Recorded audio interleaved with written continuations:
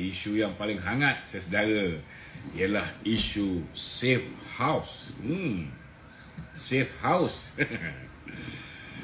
Saudara, mari kita lihat siapa yang bakal kena. Bila timbul perkataan safe house ni saudara, saya terus teringat dengan satu lagi perkataan yang cukup popular, iaitu play safe. Kedua-dua perkataan ni menggunakan perkataan yang sama, iaitu safe ataupun selamat. Hanya orang yang terpilih saja tahu maksud perkataan safe house dan play safe. Dan hanya orang yang terpilih ni juga tahu bagaimana hendak menggunakan safe house dan play safe ni tuan-tuan. Berbalik pada isu safe house ini, mesti ramai yang tertanya-tanya siapakah sosok atau insan istimewa atau ahli politik berpengaruh yang dikatakan terlibat dengan rasuah dan kartel perlombongan pasir di negeri Selangor. Dengar cerita orang ni sangat popular tuan-tuan. Sangat popular. Dikenali bukan setakat di Malaysia tetapi di seantero dunia, termasuklah dalam filem-filem pornografi. Saya rasa mungkin ramai dah tahu sosok ataupun insan ni siapa. Dia memang pandai bab-bab safe house dan play safe ni tuan-tuan.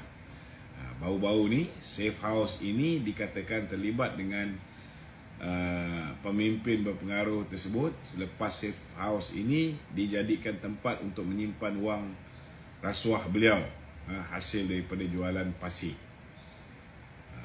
Paling menarik, perkara ini terbongkar selepas pihak SPRM menahan seorang kroni pemimpin politik tersebut dan berjaya merampas wang tunai berjumlah $. Patutlah Min ni selalu pergi ke Singapura kan. Berjumlah 1.529 juta $, atau lebih kurang 5 juta ringgit tuan-tuan. Kalau tak silap, yang latest ni saudara melibatkan rampasan $74,000 ataupun $243,000 dan $78,000 ataupun $256,000 di dua lokasi berasingan di Lembah Kelang.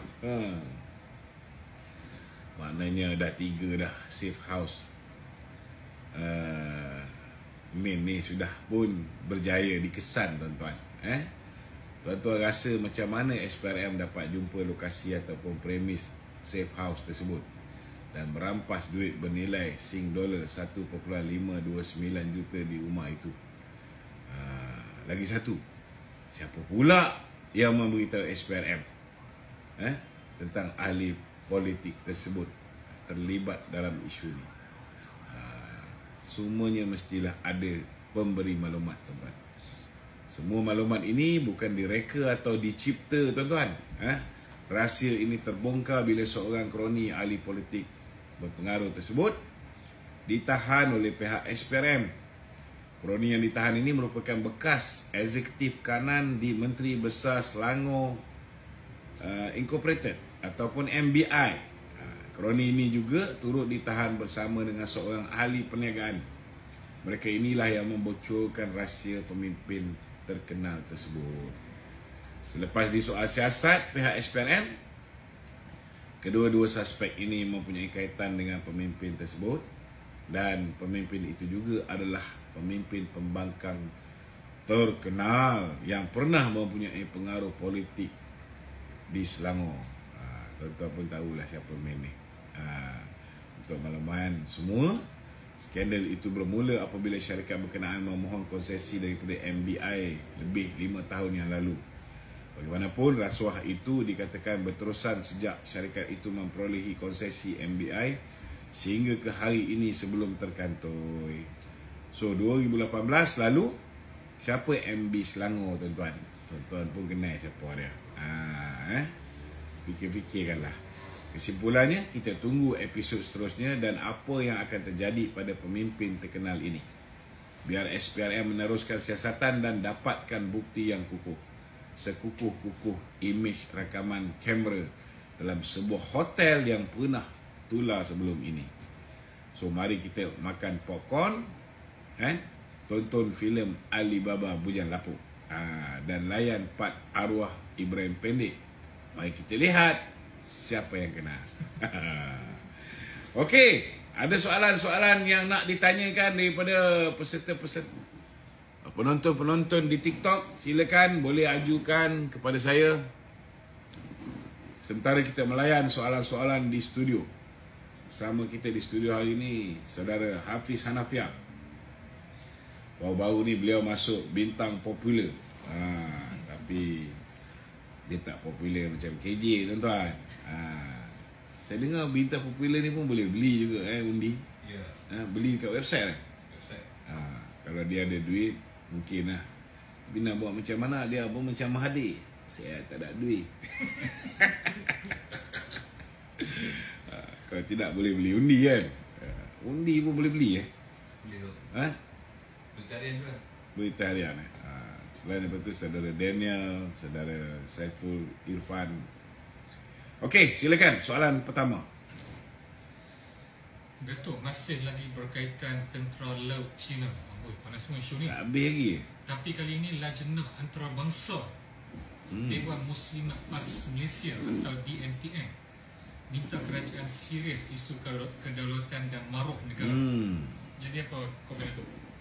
Komen. Dewan Antarabangsa ni. Dulu masa Dewan jadi kerajaan, Dewan tak putuskan hubungan dengan China. Kan?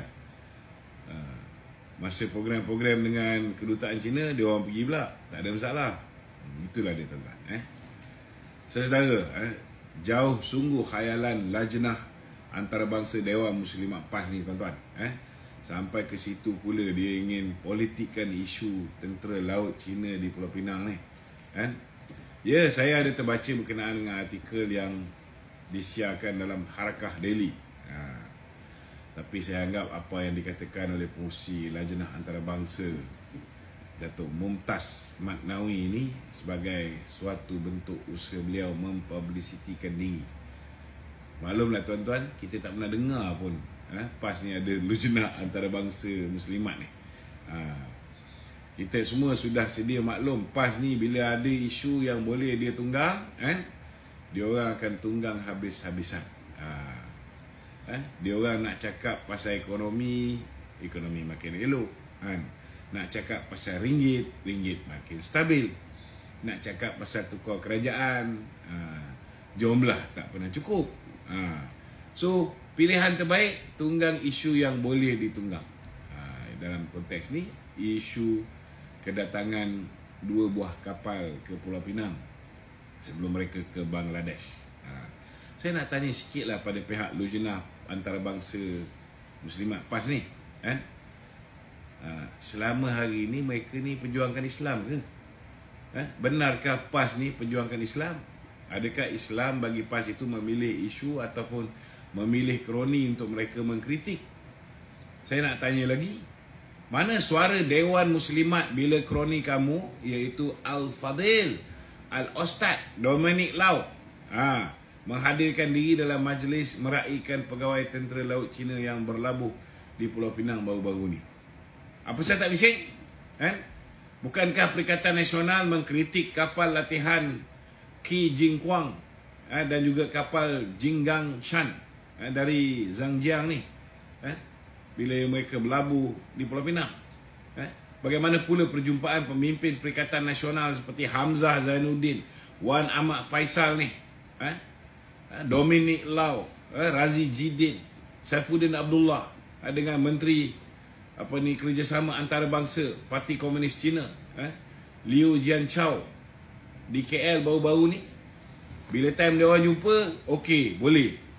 Bila time kita jumpa, kita pergi ke China, kita di label komunis. Apa pasal Dewan Muslimat PAS dia? Jadi tak payahlah nak jadi heroin ataupun juara dan mempertikaikan kesetiaan pihak lain kepada negara ni. Semua sudah jelas ikut saluran rasmi di mana ia melibatkan Residen Naval Office TLDM dan juga Kerajaan Pulau Pinang serta dalam pengetahuan pihak kementerian. Sekolah persendirian tersebut juga mempunyai pelajar daripada pelbagai negara seperti Indonesia, Thailand dan negara-negara lain. Pelajar Cina pun ada 30 orang kat situ. Itu yang pelajar angkat bendera Cina. Itu ialah pelajar daripada negeri Cina. Sebab itulah kita lihat ada pelajar yang kibarkan bendera tersebut. Tapi jahatnya diorang ni, bila diorang kibar bendera negeri Cina, dia keluarkan gambar tu. Tapi dalam masa yang sama, ada juga pelajar-pelajar Malaysia yang kibarkan jalur gemilang. Ada yang pelajar-pelajar Malaysia yang kibarkan bendera Pulau Pinang. Kan? Yang tu mereka tidak viralkan. Nampak tak tuan-tuan?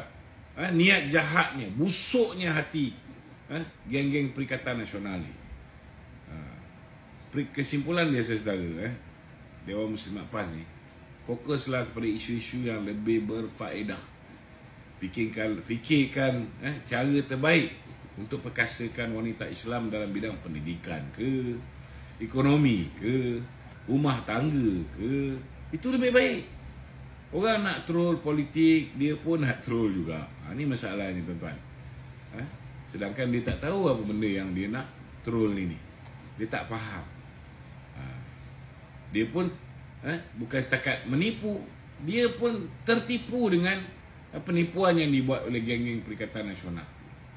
Dia ingat betul lah student kita kibar bendera negeri Cina. Yang dia tak tahu, puak-puak dia edit gambar-gambar tersebut, keluarkan sekerat. Dia keluarkan gambar. Memanglah pelajar-pelajar tu pakai uniform sekolah Malaysia, tetapi mereka 30 orang ni daripada negeri Cina. Tapi kenapa tak keluarkan gambar pelajar Malaysia yang pegang bendera Malaysia, yang pegang bendera Pulau Pinang? Itu pun dah nampak kan, kamu ni tak bawa imej Islam.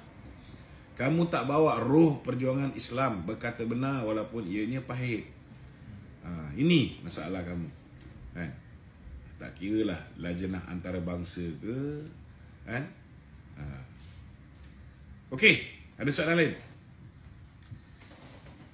Datuk, hari ini kita divert ke Bersatu pula. Baru ini Wan Faisal nampak macam Bersatu ni masih hidup lagi? Mungkin. Baru ini Wan Faisal nampak macam nak campur tangan isu pencalonan naik presiden. Cara dia bagi ucapan, saya tengok nak pilih pemimpin pertama elok, kedua pandai. Dia mengaku dia pandai. Aduh. Sebab pandai sangatlah tu dia cadangkan supaya dicetak duit kan. Pandai sangatlah tu dia suruh kita kerajaan kan, basmi semua sekali hutang B40. Ini orang cakap pakai kepala lutut. Ini masalah dia. So apa komen tu berkaitan dengan isu? Sebenarnya saya malah lah kalau nak campur urusan-urusan yang melibatkan parti Bersatu ni kan. Parti Haru Biru ni tuan-tuan bab kata Muhyiddin, parti yang dah tunggang langgang nak masuk longkang. Saya suka pinjam ayat Muhyiddin ni, sedap kan. Tapi sebenarnya dia nak cuba gambarkan parti kita yang nak masuk longkang. Sebenarnya parti dia yang nak masuk longkang. Cakap je pandai bila nak uruskan parti, khususnya tentang pemilihan ni, macam-macam cara dia orang gunakan. Ialah untuk kekal berpengaruh. Saya ada juga terbaca satu artikel mengenai isu ni, khususnya mengenai pertandingan naik Presiden Bersatu. Kalau tak silap saya, Wan Ahmad Faisal ataupun Derjagon mahu pos naik Presiden Bersatu ni tidak dipertandingkan. Dia nak bos dia Peja menang lah. Tuan-tuan rasa sebab apa Wan Ahmad Faisal ni sibuk sangat dengan pos naik Presiden Bersatu ni, sedangkan dia sendiri hanya bertanding pos Majlis Pimpinan Tertinggi MPT. Sebenarnya tindakan Wan Ahmad Faisal ni tuan-tuan tak pelik. Ini merupakan salah satu skill mencari nyawa dalam Bersatu. Jadi untuk sambung nyawa dalam politik Bersatu, Wan Ahmad Faisal harus menangkap, harus memastikan calon favourite dia Faizal Azumu ataupun Peja ni boleh menang kan. So selepas Mak Jagon tahu nama dia sudah mula terhakis daripada radar politik pemimpin Bersatu, dia terpaksalah lakukan gerakan untuk menangkan Faizal Azumu. Kalau orang lain yang menang, alamat terkuburlah politik dia sekali kan. Sekarang kalau tak silap saudara, ada 6 orang yang akan bertanding jawatan naib presiden. Pertama, Peja. Nombor 2,